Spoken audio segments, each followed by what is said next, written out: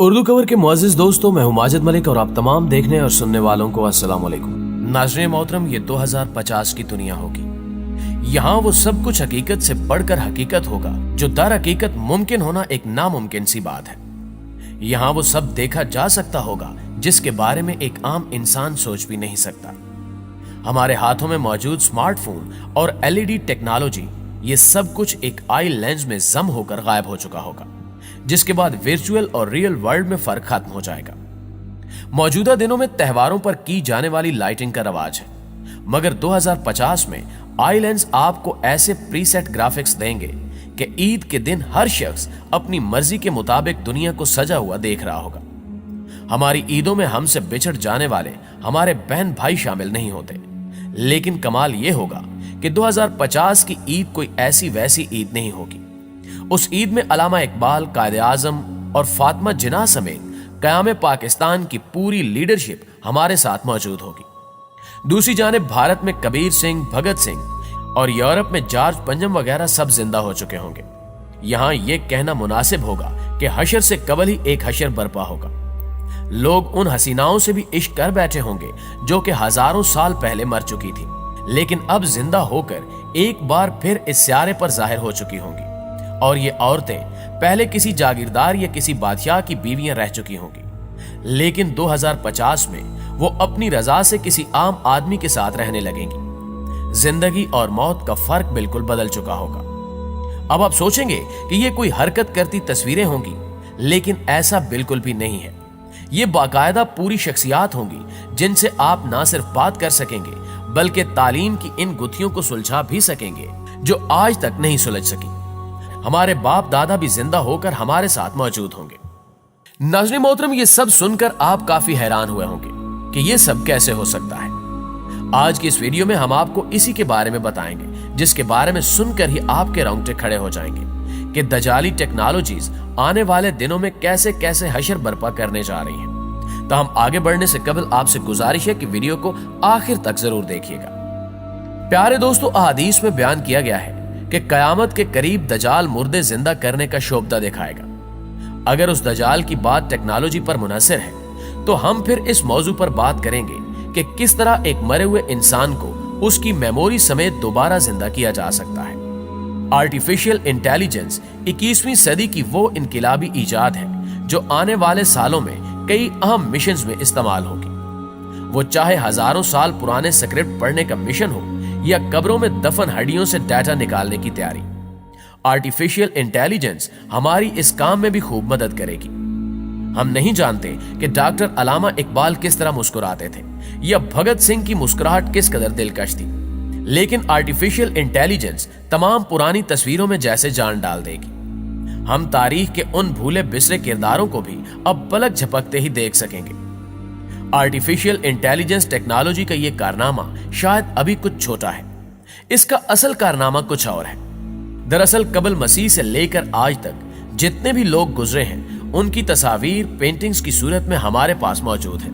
16वीं सदी में जितने भी यूरोपीय बादशाह गुजरे उनकी बेगमात की तस्वीर, ये सब भी हमारे पास पेंटिंग की सूरत में महफूज है।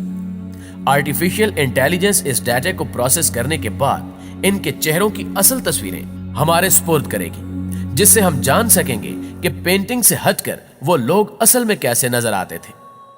क्या आप इन तस्वीर को देखकर कह सकते हैं कि ये कैमरे की बनी हुई नहीं है या ये लोग 21वीं सदी से बहुत पहले ही इस दुनिया से जा चुके हैं?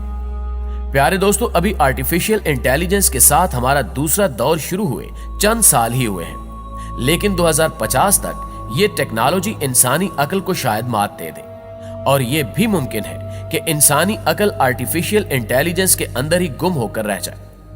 आने वाले वक्त में यह टेक्नोलॉजी आर्टिफिशियल इंटेलिजेंस पर्सनैलिटीज की एक अलग दुनिया बनाने वाली है।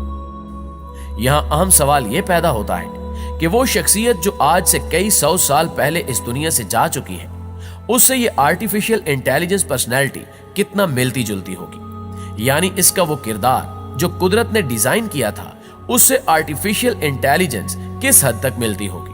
और दूसरा अहम सवाल यह है कि इस आर्टिफिशियल इंटेलिजेंस टेक्नोलॉजी को उस पहले गुजरी हुई शख्सियत का डाटा कहां से मिलेगा।